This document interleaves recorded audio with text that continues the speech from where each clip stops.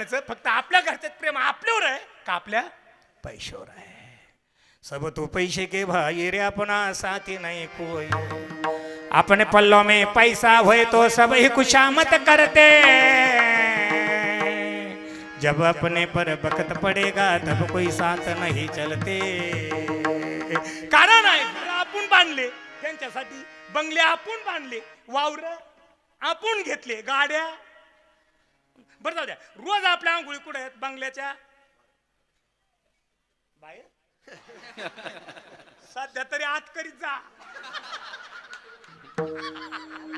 बंगले आपण बांधलेत, बेस्ट पैकी आत आंघोळ करतात जसं येईन तसं. चला महाराज, आता मला सांगायचं तात्पर्य, रोज आपल्या आंघोळ कुठे? बाबा बंगल्याच्या बाथरूम मध्ये. गिजर, व्हीटर, अनेक अशा आतक सुविधा आहे. मग मला सांगा, जर रोज आपल्या आंघोळ जर बंगल्याच्या बाथरूम मध्ये आहे तर मग शेवटच्या आंघोळीची एवढी दैन कमून बाबा दैनच ना ती.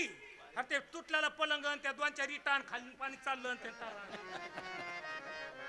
आउट हात का मानव देह लाने तुझ दिया, खाया पिया सुख से सोया नाक जमाना.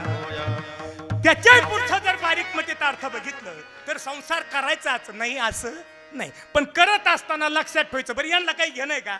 ज्या दिवशी जीव जन्माला आला त्याही दिवशी समाजाला काही घेणं देणं नाही, आणि ज्या दिवशी आपण इथून जाणार त्याही दिवशी समाजाला काही घेणं देणं नाही. बरोबर आहे? कारण आहे थोडं बारीक जर बघितलं, अगोदर उदाहरण सांगतो मग